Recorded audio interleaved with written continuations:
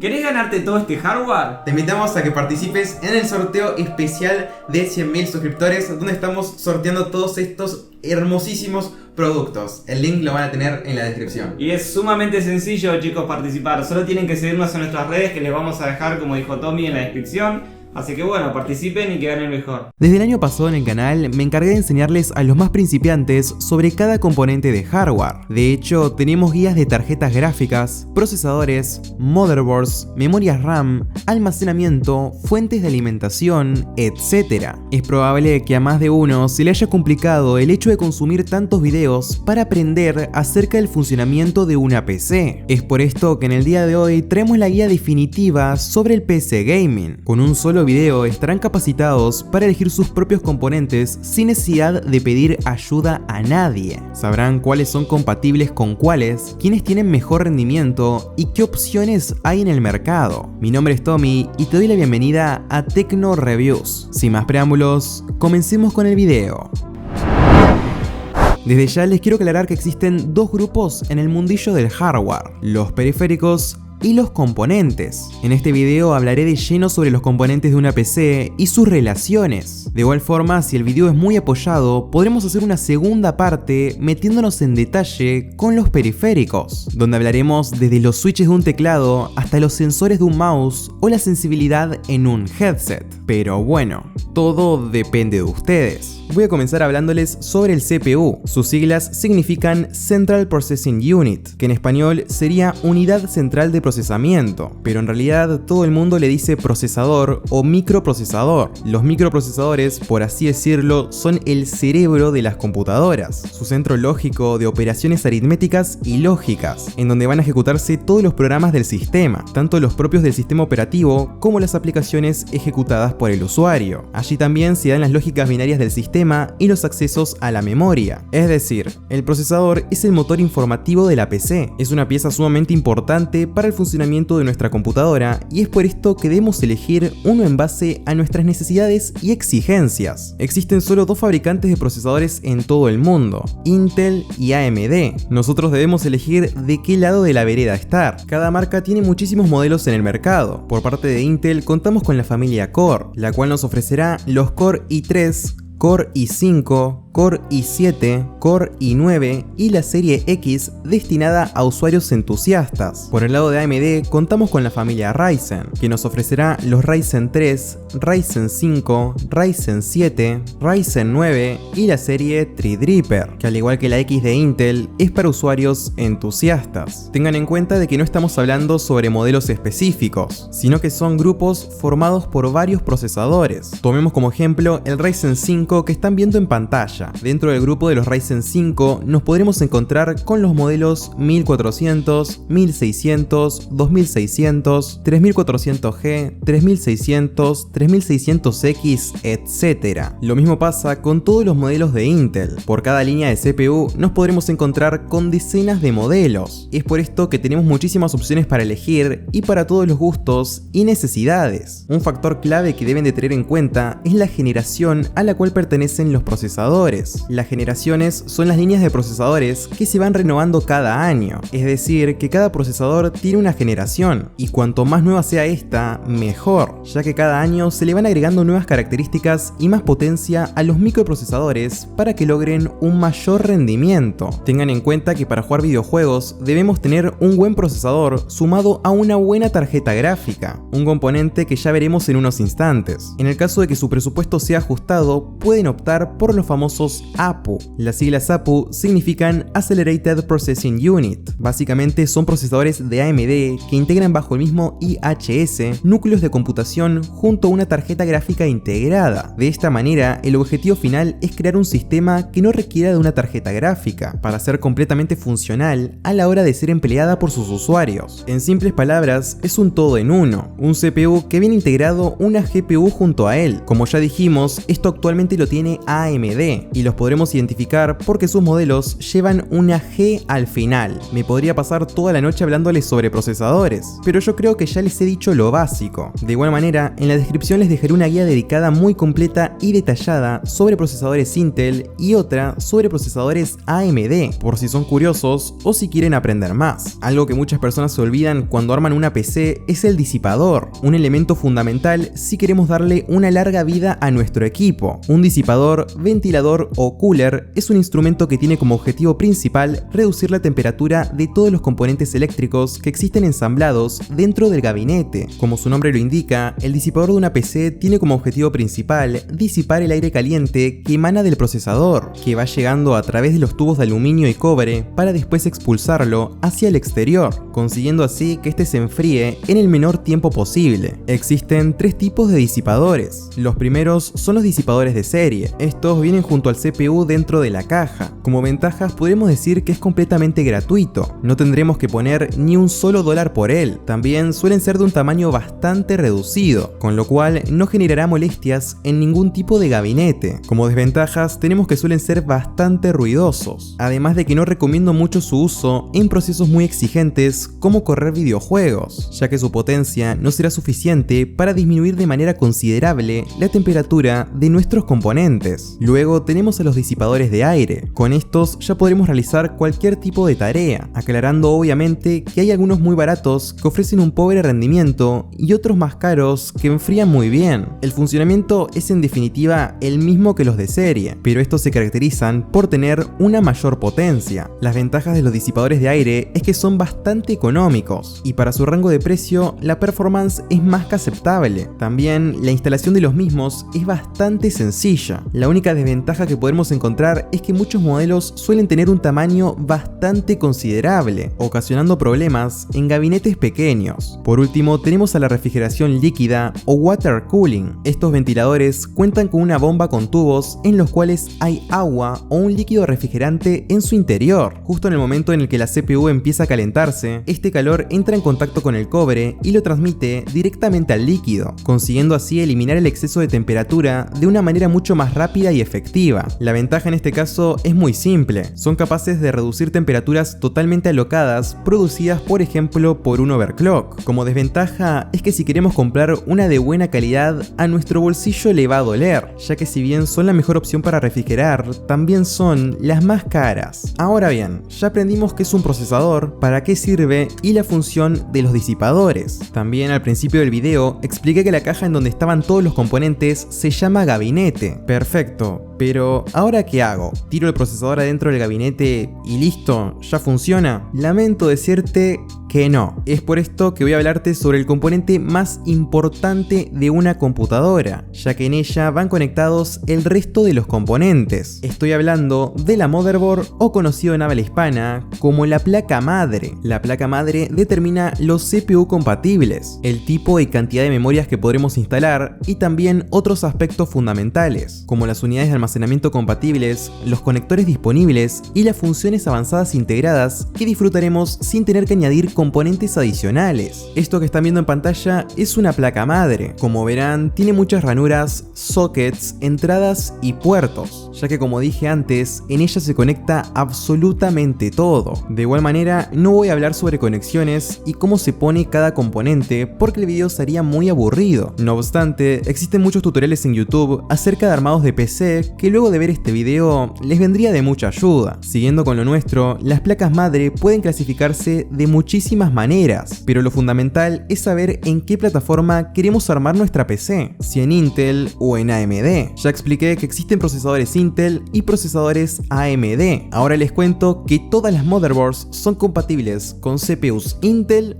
o con CPUs AMD. Esta O es excluyente, o es compatible con Intel o es compatible con AMD. En pantalla están viendo todos los chipsets disponibles actualmente en el mercado, diferenciándolos según la plataforma con la cual tengan compatibilidad, ordenados desde la gama de entrada hasta la tope de gama. Tengan en cuenta de que por cada chipset podremos encontrar varios modelos, y acá, a diferencia de los procesadores, entran en juego las marcas, las cuales nos brindarán diferentes rendimientos requerimientos, funciones y precios. Por ejemplo, para el chipset V450 nos podremos encontrar con el modelo V450 Aorus M, de obviamente la marca Aorus, la V450 Gaming Plus de la marca MSI, la V450 Prime de la marca Asus, la V450M DS3H de Gigabyte, etcétera, etcétera, etcétera. Tengan en cuenta que buscando cualquier modelo de placa madre en internet, entrando a la página oficial, podremos ver con qué procesadores son compatibles, además de las tecnologías que ofrece y la compatibilidad con otros componentes, algo que veremos de forma detallada más adelante. En cuanto al apartado físico, las motherboards pueden ser de 3 tamaños distintos, de formato completo o conocido como ATX, de tamaño medio o micro ATX, o de tamaño reducido o mini ITX. La elección de por cuál optar depende solamente de ustedes mismos, según el tipo de computadora que quieran armar y según los componentes que le querramos agregar. A continuación voy a hablarles sobre otro componente muy importante, la memoria RAM, que no deben confundir con el almacenamiento en donde guardamos los archivos y programas de nuestra PC. La RAM es la principal memoria de una computadora en donde se almacenan programas y datos informativos. Las siglas RAM significan Random Access Memory, que traducido al español es memoria de acceso aleatorio. La memoria RAM sirve para mejorar la velocidad de respuesta al momento de utilizar algún programa en la PC, ya que la información que necesita dicho programa para hacerlo funcionar se encuentra almacenada en la memoria RAM. De esta manera, al ejecutar el programa, se traslada al procesador todas las instrucciones que necesitan ser ejecutadas, realizando diferentes transmisiones de datos según sea necesario. En consecuencia, la memoria RAM y el procesador interactúan entre sí, intercambiando los datos solicitados. Sobre las memorias RAM hay 4 puntos fundamentales que deben entender: los tipos de memoria, las capacidades, las frecuencias y las tecnologías. Actualmente existen 4 tipos de memorias RAM: las memorias DDR, las DDR2, las DDR3 y las DDR4. El estándar actual es el DDR4 y no recomiendo para nada armarse una PC con otro tipo de memorias, ya que no poseen compatibilidad con las placas actuales y nos brindan un bajo rendimiento. La capacidad es algo bastante sencillo de explicar. Cuanto mayor sea la capacidad, mejor, ya que podremos almacenar más datos sin tener que recurrir a otras técnicas que puedan sobrecargar el rendimiento. Actualmente yo recomiendo para gaming como mínimo 16 GB de RAM, aunque en computadoras de gama de entrada tampoco está mal ponerle 8. Eso sí, no esperen un alto performance en videojuegos que demanden mucho. Otro elemento que es importantísimo en el mundo de las memorias RAM es la frecuencia, ya que, de forma similar a un procesador, cuanto mayor sea la velocidad de la memoria, más rápidamente podrá trabajar los datos. La velocidad determina la rapidez a la que es capaz de trabajar la memoria RAM y afecta, junto con el bus de datos, a su ancho de banda. Una mayor velocidad permite realizar transferencias en menos tiempo. Las operaciones de almacenar, borrar y realmacenar nueva información y datos se completarán más rápidamente, lo que en algunos casos puede marcar una diferencia importante de rendimiento.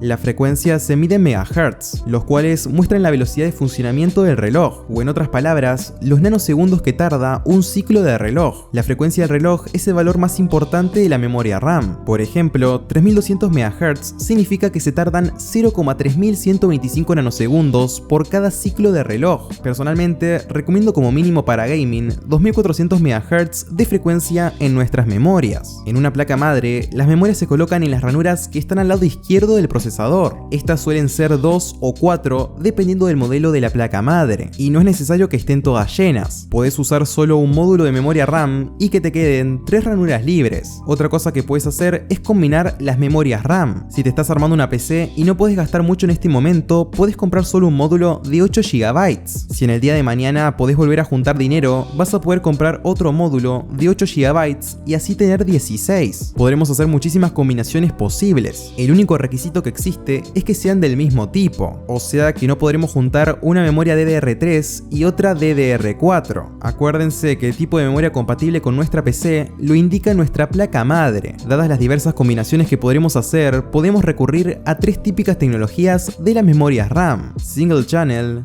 Dual Channel y Quad Channel. Comenzando por el Single Channel, esta se refiere a la utilización de un único módulo de memoria con una única frecuencia determinada. Para las memorias DDR4 resulta ser una de las tecnologías más sencillas, funcionando mejor en notebooks o mini PCs en comparación con otras tecnologías que se pueden emplear en computadoras de escritorio y dispositivos de mayor capacidad. Esta tecnología trabaja tradicionalmente con 64 bits, Dual Channel. Estoy seguro de que por lo menos alguna vez has escuchado hablar de ella, ya que es una tecnología para memorias RAM que incrementa su rendimiento al permitir el paso simultáneo a dos módulos diversos de memoria, que se hacen bloques de 128 bits en lugar de los tradicionales 64. Esto se consigue a través de un segundo controlador de memoria en el NOR bridge o conjunto de chips. Con esta tecnología, la gráfica puede acceder a un módulo de memoria al mismo tiempo que el sistema ingresa otro. Para que las computadoras puedan funcionar en Dual Channel, todos los módulos de la memoria deben tener la misma capacidad, velocidad,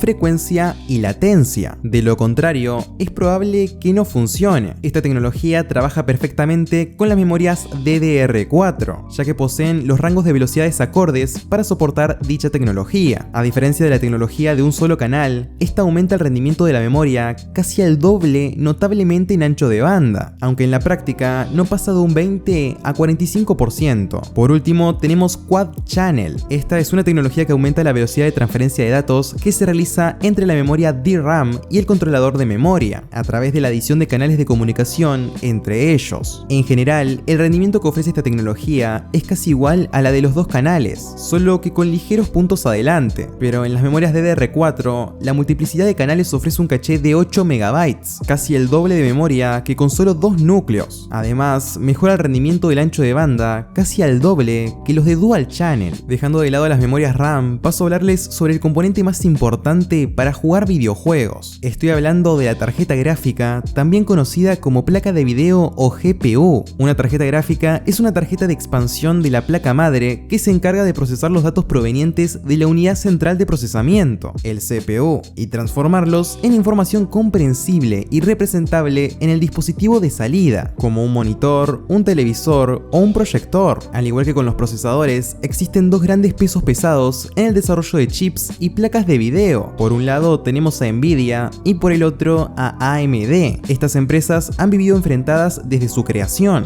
queriendo ofrecer las gráficas más potentes y versátiles del mercado. Por parte de Nvidia podremos encontrar tres series de tarjetas gráficas que se siguen comercializando en la actualidad. La primera de ellas es la serie 10, la más antigua de todas, que de a poco se está extinguiendo y probablemente en un tiempo no la veremos más en el mercado. En esta serie podremos encontrar las placas GT 1030, GTX 1050, GTX 1050 Ti, GTX 1060, GTX 1070, GTX 1070 Ti, GTX 1080 y GTX 1080 Ti. Desde ya les digo que la GT 1030 no vale para nada la pena, al igual que la GTX 1060 en adelante. Con respecto a la 1050 y a la 1050 Ti, estas son GPUs de gama baja que suplen a la perfección juegos de bajos recursos como los eSports. Luego de la serie 10 llega la serie 16. Esta es la serie de Nvidia que más recomiendo para armarse una PC de gama media. Las gráficas que podremos encontrar acá son la GTX 1650, la GTX 1650 Super, la GTX 1660, la GTX 1660 Super y la GTX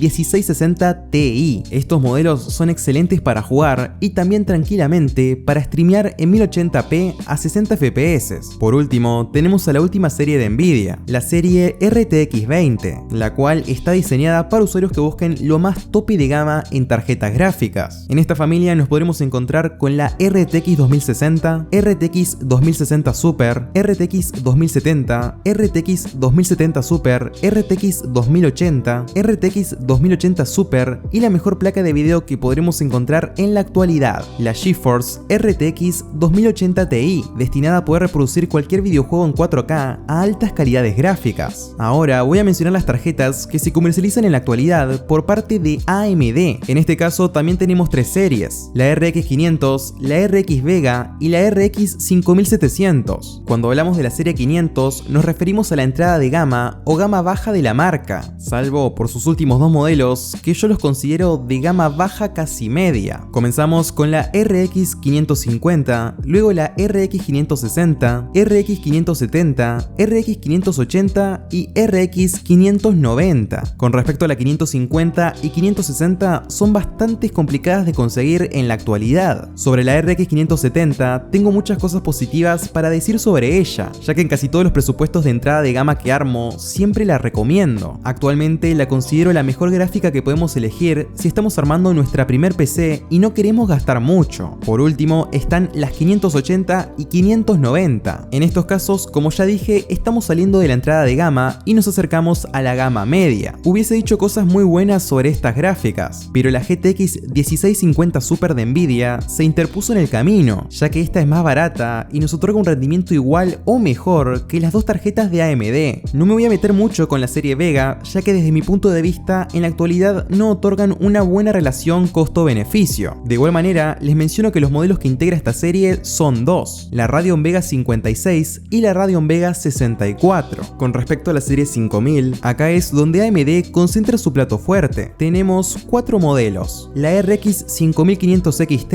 la 5600 XT, la 5700 y la 5700 XT. Estas son gráficas diseñadas para competir frente a las gráficas de gama media alta de Nvidia. En el caso de la 5700 XT, la cual es la mejor tarjeta de AMD en la actualidad, esta es la contrincante de la RTX 2070 Super, teniendo un rendimiento en videojuegos muy parecido. Esto nos da a entender que las mejores placas de video de Nvidia en la actualidad, la RTX 2080, 2080 Super y 2080 Ti, no tienen competencia en el mercado. Terminando con las tarjetas gráficas, es momento de hablar sobre el almacenamiento. A diferencia de las memorias RAM, el almacenamiento permite almacenar y acceder a datos a largo plazo. Es aquí en donde guardaremos todo el software, desde el sistema operativo hasta las aplicaciones o videojuegos. Actualmente tenemos 3 tipos de unidades para almacenar datos y archivos: los HDD, los SSD y los SSD M.2. El significado de HDD es Hard Disk Drive, o por su traducción al español, unidad de disco duro. Estos discos son las unidades de almacenamiento más económicas que se pueden encontrar en la actualidad, aunque también son los más lentos. La capacidad de estos discos suele variar entre 1 y 10 terabytes, y si no lo saben, 1 terabyte es equivalente a 1000 gigabytes. Con respecto a los SSD, o por el significado de sus siglas Solid State Drive, que traducido al español es unidad de estado sólido, estas unidades son más caras que los discos rígidos, con la diferencia de que los SSD son muchísimo más rápidos. La capacidad de estos discos suele variar entre 240 GB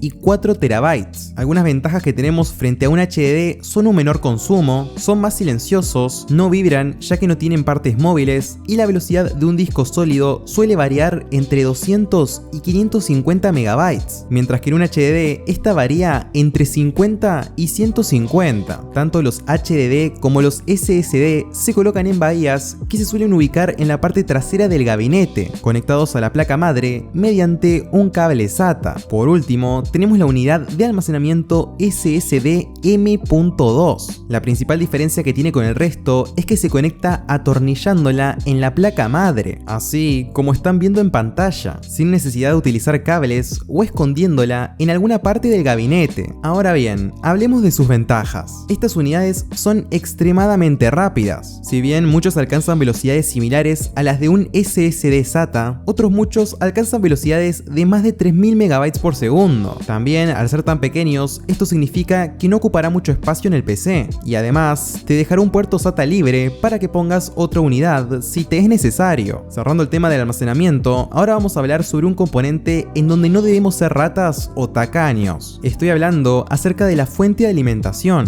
La fuente de alimentación de un equipo informático es un componente muy importante. Aporta la energía necesaria al resto del hardware, controla los voltajes de los componentes y protege al equipo frente a posibles fallos eléctricos. Una fuente de dudosa calidad podría dañar una computadora entera, o si tiene un fallo, quemar cualquier componente. De una fuente de alimentación salen decenas de cables, los cuales vamos a tener que conectar a cada uno de los componentes para que estos reciban energía y puedan funcionar. La potencia de una fuente se mide en watts. Cada componente de una computadora necesita un cierto número de watts para poder funcionar a la perfección. Dependiendo del componente en sí, puede pedir menos o más energía para su funcionamiento. Por ejemplo, una tarjeta gráfica de gama media alta como la GTX 1660 Ti consume 120 watts, mientras que una gráfica tope de gama como lo es la RTX 2080 Ti consume 260 watts. Usualmente suelo recomendar para ensambles de gama baja fuentes de 500 watts aproximadamente, una fuente de 650 watts para builds de gama media y de 750 watts en adelante para gamas altas. Otro factor importantísimo en una fuente de alimentación es la eficiencia de la misma. La eficiencia es un concepto que se define como la energía eléctrica perdida en forma de calor que se produce por el propio trabajo de dicho componente, es decir, la potencia que pierde como consecuencia natural de su propio funcionamiento. Actualmente esto se utiliza en las certificaciones 80+, que se dividen de la siguiente manera: 80+, 80% de eficiencia, 80+ Bronze,